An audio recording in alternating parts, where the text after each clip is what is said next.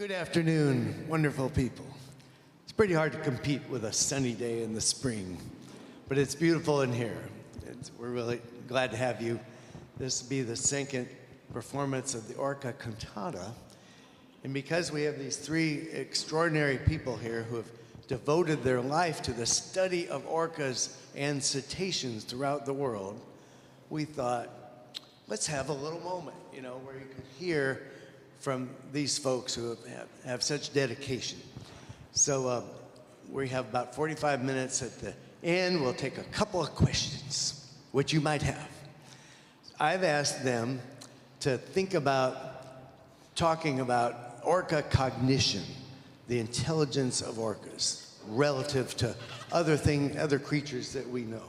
We think we're so smart, but it turns out that maybe we're not the smartest thing on the planet. I've asked them to talk about the culture of orcas and the difference between the bigs and the resident whales, which are in the Salish Sea. So I'm just going to ask the first question, then I'll turn it over to you guys.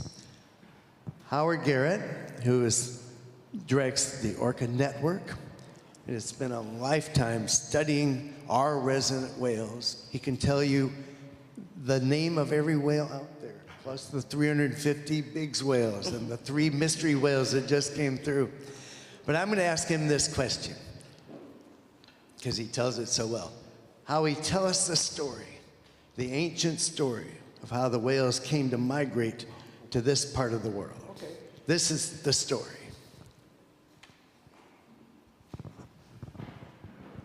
Well, thank you, Fred, and everybody for coming. Okay, I didn't know that's where I would start, but I'll start right there. We practiced last night. Yeah, little did I know that was practice. So the evolutionary history of southern resident orcas, the fish-eating orcas that live in a cohesive, intact community called the Southern Residents, currently numbering about 76, but probably historically numbered well over 100, maybe over 200, if you go back a couple of hundred years. They, by as good a record as we have, and there's very little in the way of fossil record to be able to pin down exact dates, but the fish-eating resident type orcas came over from the Atlantic Ocean, where they were herring eaters. They were at least fish eaters in the Atlantic Ocean, and during interglacial periods when there were openings across the North Pole, and we're talking a couple of 100,000 years ago, 200, 300,000 years ago, and maybe several periods, came over and filtered into the North Pacific, west to east, and discovered salmon, lots of salmon, big, fat king salmon that were abundant and able to support huge communities, huge cultures.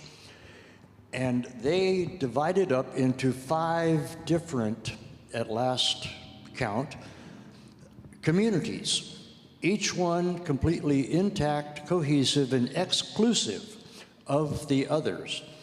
From Kamchatka, Russia, to western Aleutian Islands, to Prince William Sound and Bay of Alaska, and northern residents, and the furthest south are our friendly local neighborhood southern resident orcas. And they founded their communities, and they built their traditions. They all stuck to that salmon diet primarily because there's so much salmon, and because king salmon is such a high energy, it's like an energy bar. It's just full of calories. So they could found their entire communities on that. But each also developed their own complete acoustic repertoire, or let's just call it what it is, language. They each developed their own language. And of course, they encountered the mammal-eating, what we now call BIGs, transient orcas, and whether it was already the case or whether, as Mike Big, the founder of the photo identification method by which we know everything that we know, the basis of the scientific study of orcas, pioneered in the early 1970s in Canada, that they are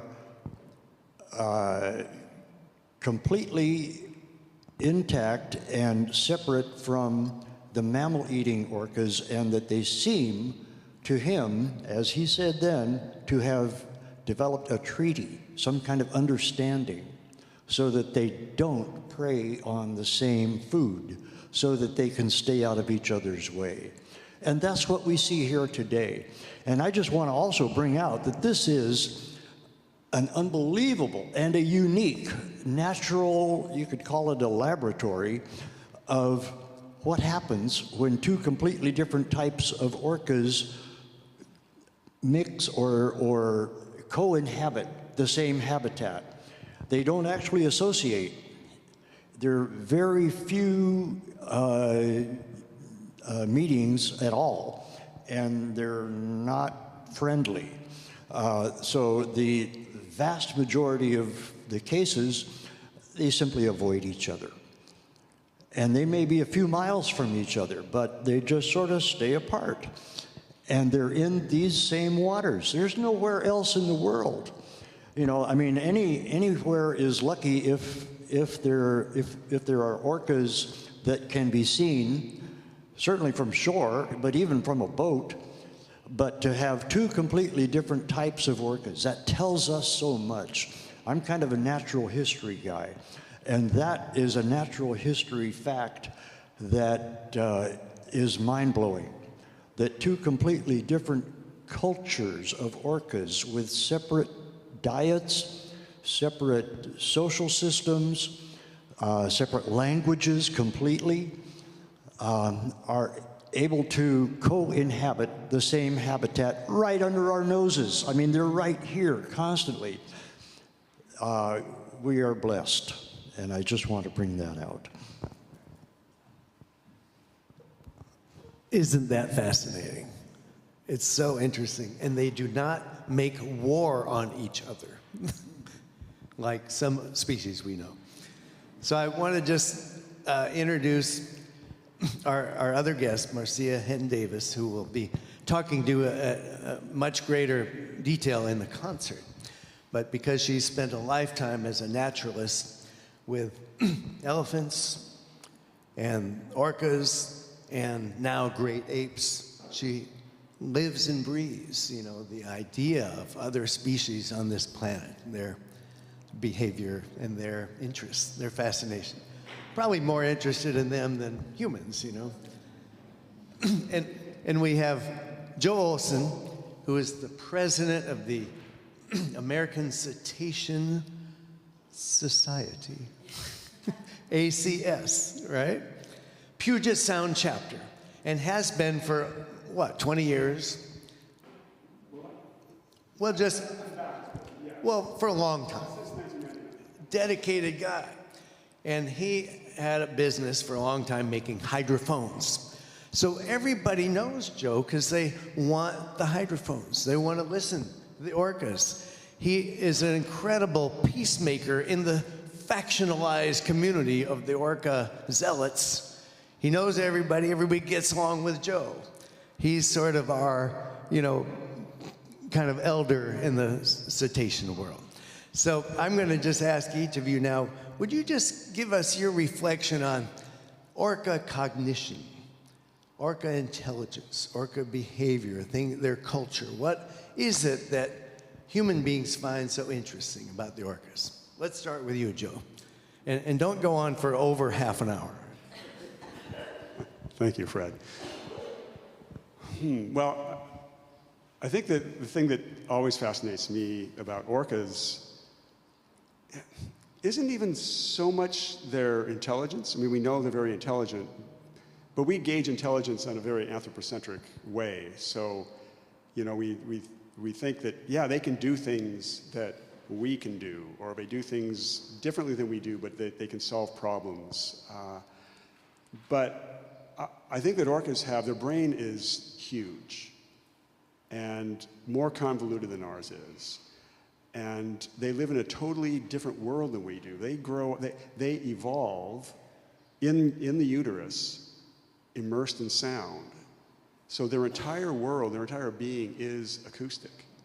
From the time that they're born, they already, you know that they have a name. We don't know what it is, but their mother's given them a name.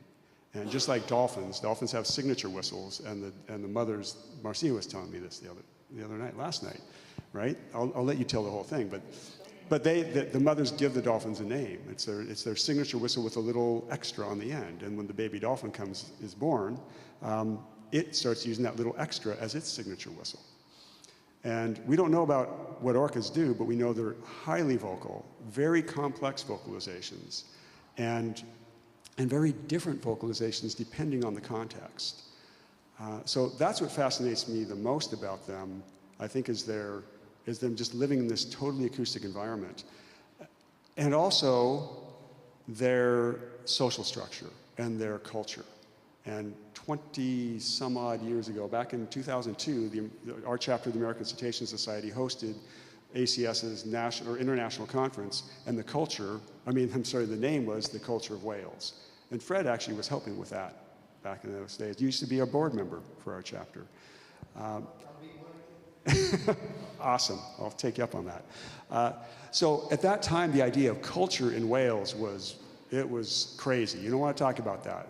A couple of scientists were talking about it starting a year or so before, and we decided, okay, we're going to bring this out. Well, now, 24 years later, back at the Marine Mammal Society conference, which was purely scientific conference, it was about culture in cetaceans. So culture exists in many different animals, not just humans, but it's really, really strong in the killer whales, in the orcas, especially the southern residents, the northern residents, the ones that are the fish-eating ones. They live in big families that are run by the matriarch. And I think of them more as like the Italians of the whale community, because the sons never leave their mother, right? As the daughters go off and make their own pods eventually. But yeah. I got my own. Oh, you got your own. You hold that thing. So my background is a little. That's okay. My background is a little different. My animal career started working with dolphins at the Miami Seaquarium. I was a young lady, 23. I was like, I get to be with dolphins. And then my goal at working there was to be with Tokitae, the orca, sadly, who was captured here in 1970 and brought to the Miami Seaquarium and lived there for 53 years. I spent 10 years with her, and in that time, people ask me like, oh, you were Toki's trainer? And I'm like, no, she was my trainer. That whale was a super genius. She taught me more about life than any mentor I ever had. So I never really saw her as separate from myself. I viewed her as, we're on the same level here. She had the ability to read my emotions like that. She had the ability to know when I needed her to raise my spirits or anything. She was very, very perceptive. And so I like to talk about my experience with her because we can extrapolate that into her family.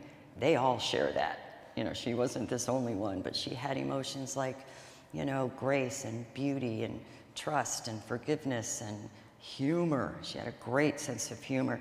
Once she knew she could make me laugh, she worked on that. Like, she would just crack me up every single day. I think that laughter is engaging amongst, you know, in between species. So I think their cognition is at levels that we can't honestly perceive as humans because we're not orcas. It's like, well, what's it like to be a bat?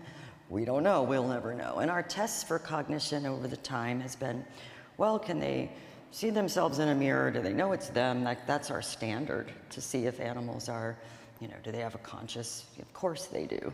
My belief, after being in the zoological field for, you know, almost 30 years, every species is conscious, every species is sentient. For us to try to pick and choose what we think is conscious or not is ridiculous. I throw that in the garbage can. So they all have these emotions, every single one. How many of you guys have pets at home? Do you think they have emotions? Absolutely. So why are we so, we've got this speciesism thing going on, and I think it's coming to a bit of a change. We're all starting to realize that animals all do. But the killer whales, these orcas, are so special that once you understand them a little bit, you got to learn more. It's like an addiction, That's what happened to me, and probably a lot of you guys, or you probably wouldn't even be here tonight, So their brains are the biggest brains on the planet. They have culture and tradition and language, and they love their families, and they teach their children. And here's a weird fact. I don't know how many of you guys know this. There's only 3 known species, maybe pilot whales, of mammals that go into menopause. Us, killer whales, and elephants. That's interesting, right? And so we are the misnomer because we don't live in a matriarchal society. You guys think we should start heading in that direction? Let's do that. So we share so much more in common with them than we don't. And that's really sort of my message, is I want to sort of personify them with the emotions that we feel so that we can connect with them in a stronger way. So, like to add anything there? No, that's great. That's good. Okay. Did you have another question? Yeah. Right. We could talk to these people for a long time. This is really interesting. So tell me what you think. Now, last night you, Howie, were saying way back when your brother on San Juan Island said, tell me if you see the orcas. And people said, why?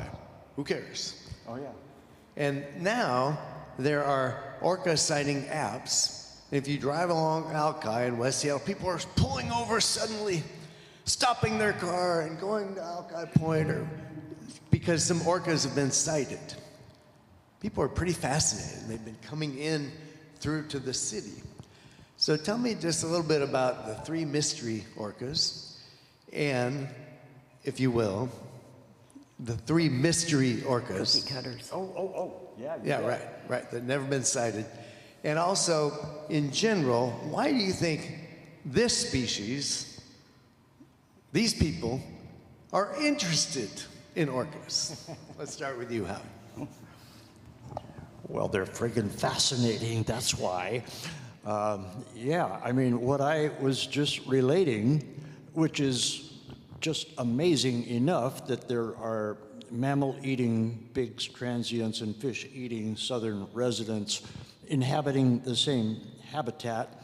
That's already a complete mind-blower if you think about it, if you really look into it, that they're both developed, millennia-old traditional cultures with languages and fully developed cultures.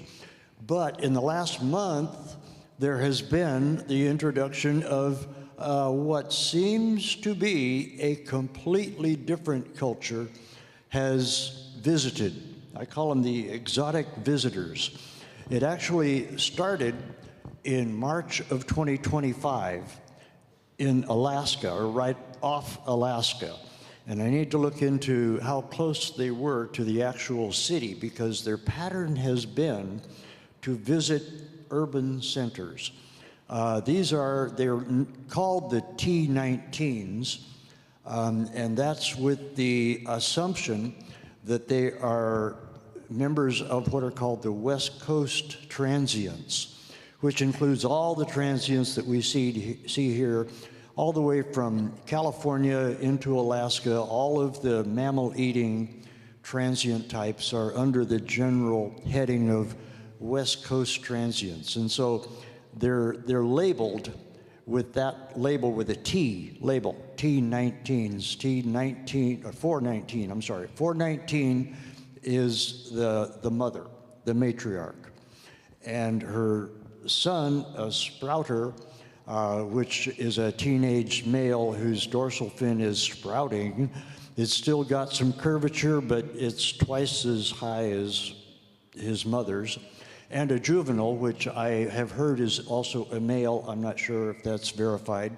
But anyway, the 3 of them, the mom and her 2 offspring, visited Anchorage, Alaska in March 2025, And then in the middle of March 2026, went to Vancouver, Canada, into Howe Sound, which is the industrial waterfront of Vancouver, and spent, I think it was altogether 4 days there.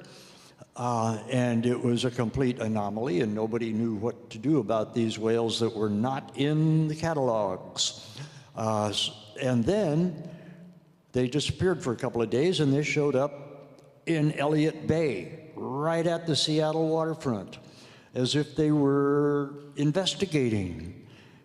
What are these humans up to? You know, and then they went to Tacoma and right into Commencement Bay and right up to the waterfronts and in around the cranes and the ships, and then to Olympia. And they went to the urban centers in all cases. And then they came up to Bremerton and messed around with the Navy ships. And I don't know what they were, you know, looking at, but they were doing a lot of spy hopping, and they were not shy. They would come right up to boats. They would come right up to docks that had people. They went right under the Des Moines pier that was lined with people checking them out. They were checking out the people checking them out. I mean, there's no other way to guess about it. And they stayed in Puget Sound actually until yesterday, and they may be back, I don't know, but they went up Admiralty Inlet and headed out yesterday. And there are two incredible anomalies about these three exotic visitors. One is that they have cookie cutter bite scars. Cookie cutter sharks only live in the subtropics in the south central Pacific Ocean. So that's part of their habitat. They have to travel down there. That's like a visa stamp saying you've been south of Hawaii at some point. So their range includes warm waters. The West Coast transients don't go there. So that's already a very strange thing. And the other, and this has been verified by acoustic experts, they don't speak the language of Biggs transients or Southern residents. They don't speak the language of the whales that we have here. They come in and they're using a completely different vocabulary, vocal repertoire, whatever you want to call it, that is not recognized by the acoustic experts who can easily and quickly recognize the Southern resident and the West Coast transients and the Northern residents and the Prince William Sound. And they know all of the resident types and the transient types, and these don't match any of them. So they come from somewhere else. And so what are they doing here? I mean, I really have to wonder, but it seems methodical that they are investigating human civilization. They're our Western colonial, if you will, but the existing civilization that we have along this coast. It looks like a research project to me. I can only guess that they're assembling information. They're learning how we live, or as much as they can learn about us. And I assume they're going to go back to somewhere in the mid-Pacific where their family is and tell them about us. Yeah, I think we are the subjects of a research project. I'll leave it at that. Thank you, Howie.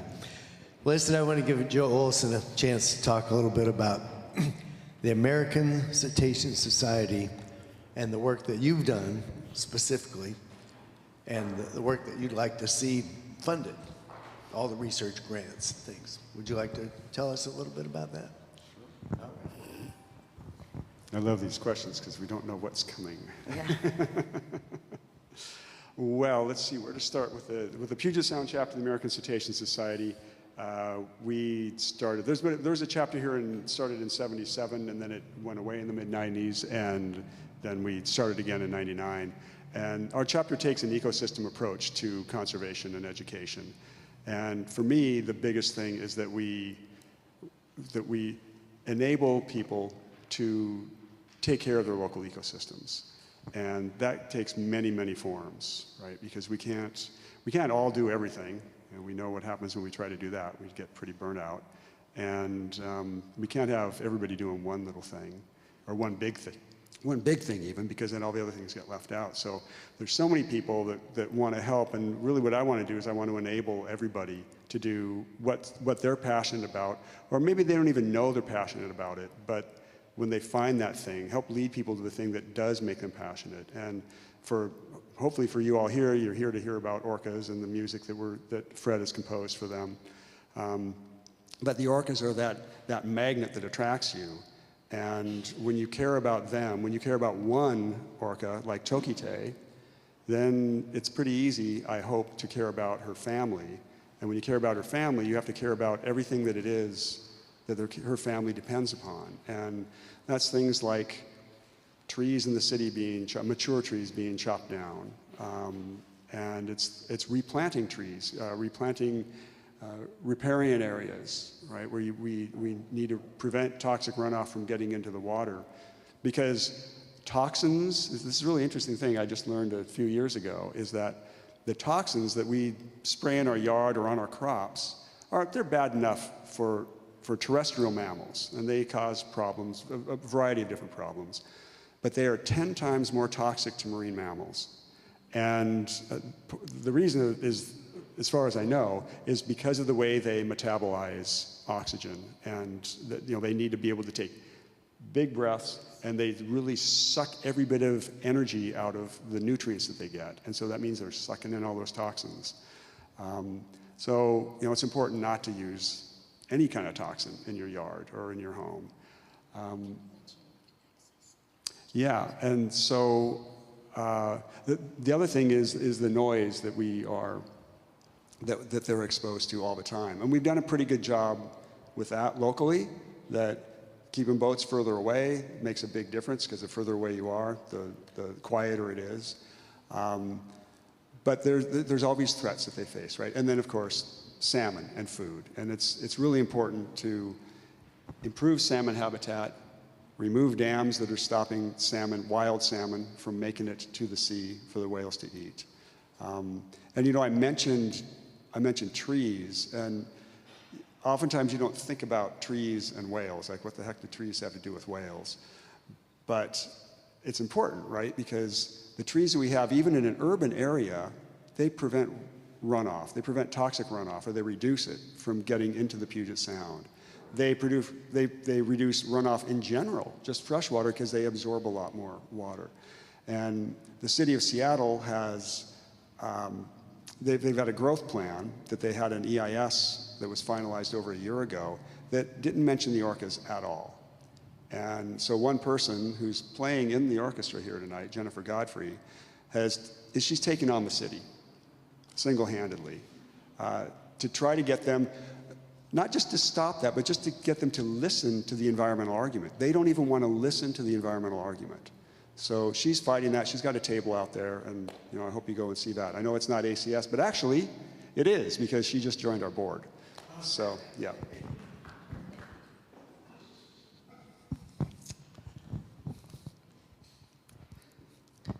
Each of these people is an entire book, of life. Just fascinating.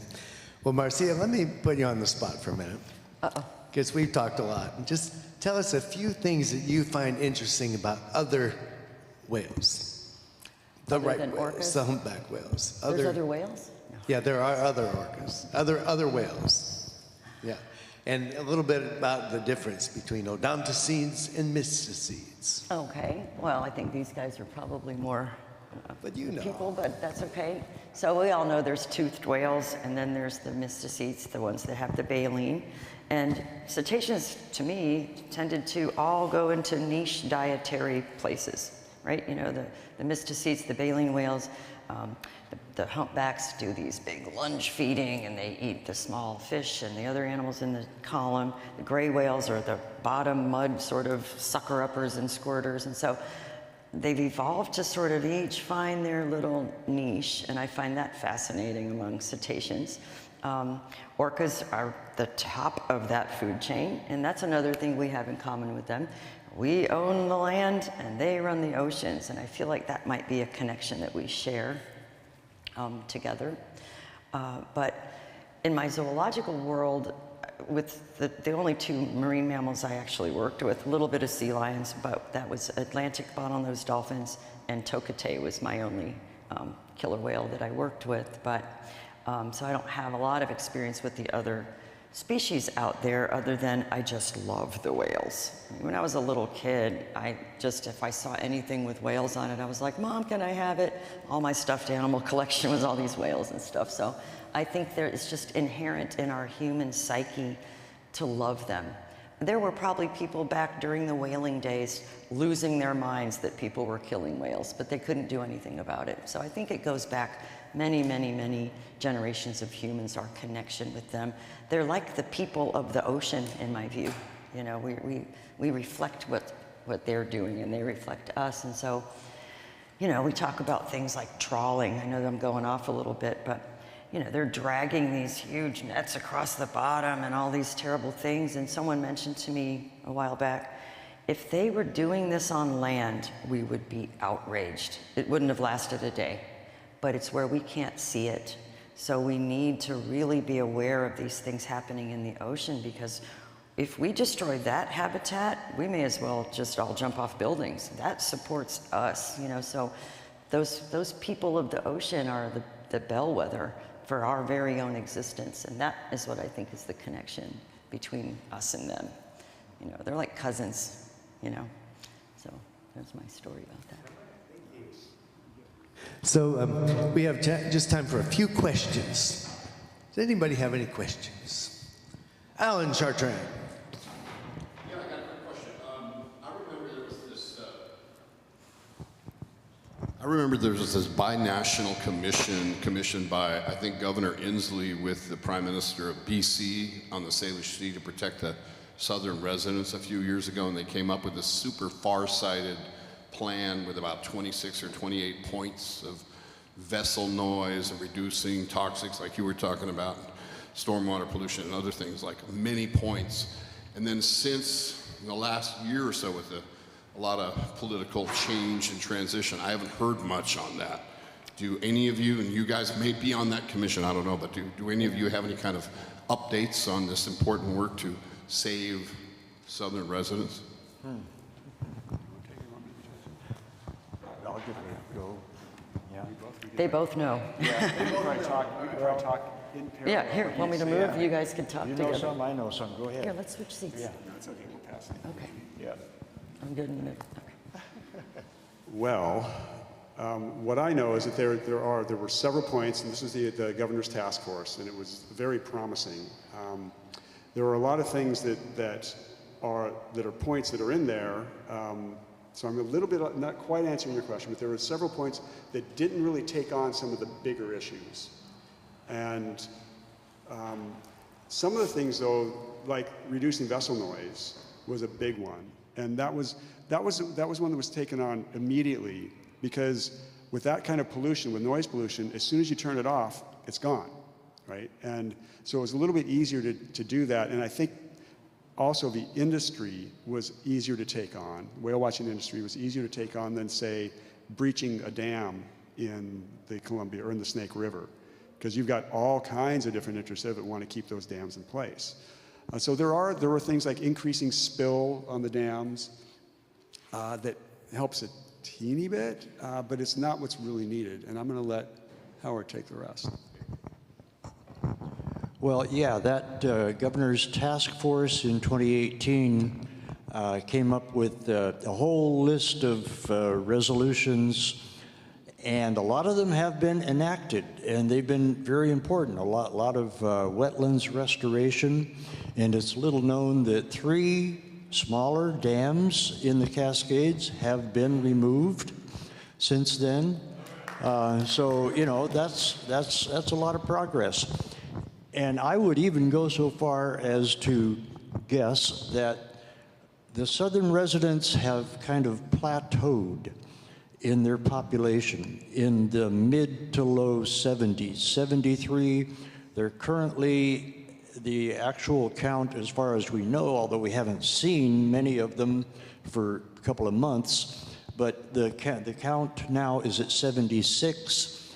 So that's not much gain, but the success that they've had reproducing depends on their nutritional input. And the females have got to have enough salmon to eat for two, basically over a 17 or 18 month gestation period. And so if there's a big gap in that, they'll lose the calf. And the studies have shown that 2/3 of pregnancies never result in the birth. That's either a whale or a fire truck. Right. So there have been some positive results from the governor's task force, and they're still underway. There's been some restoration in the Skykomish River, for instance, the Coho, and there's been a lot of attention, a lot of intention to do something to help the whales that has resulted from that. But as Joe pointed out, the huge low-hanging fruit is the 4 Snake River dams. They really need to come down, and there's no economic value to them. In fact, they cost about $1 billion a year in futile attempts to mitigate the harm done to the salmon. And it's little known that the greatest harm is done to the smolts that hatch upstream, and after a period of time, almost a year, they begin to flow downstream to get to the ocean to become adults. So they flow backwards. That's little known, but they don't swim.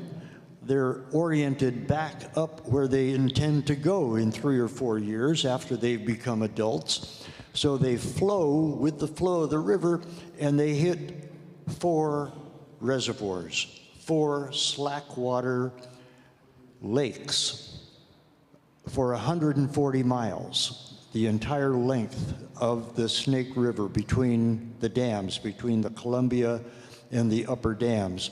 So they're completely stalled out, and they become subject to predation by pike minnows and other predatory fish that are thriving because there's all these smolts that don't know where to go and are not flowing, and also disease. And that is what really cuts down on the ability of the salmon from the 5,500 square miles of pristine habitat in Idaho that feeds into the Snake River.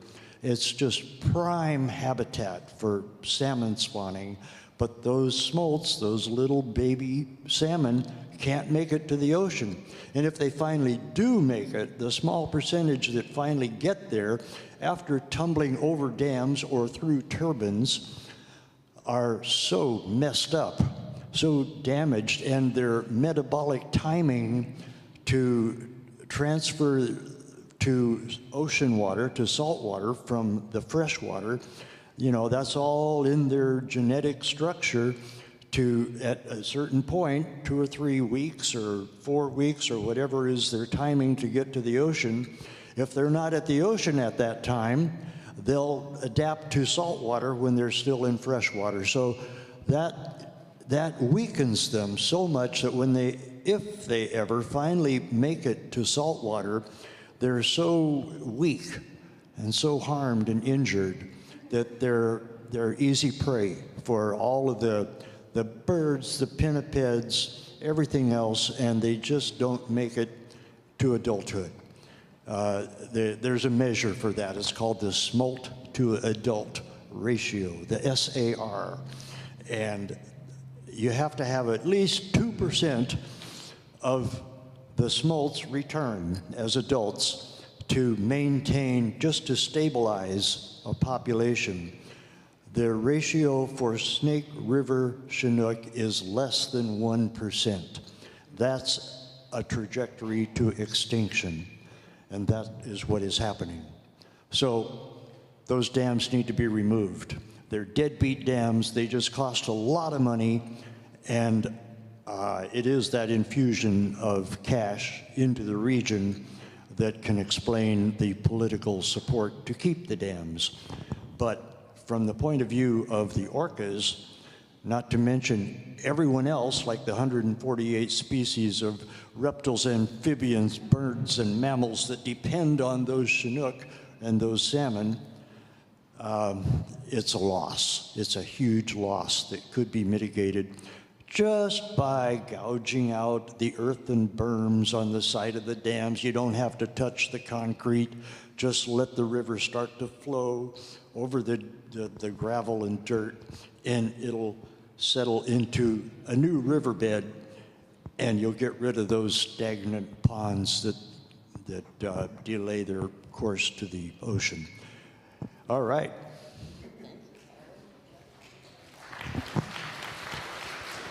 We have a concert that we're going to start in 5 minutes. I know you're brimming with questions, but there will be more events like this. Can you please give a big hand for Howard Garrett of Orca Network? Take a hand. Marcia Henton Davis, you'll hear much more about. A big hand for Marcia. Thank you.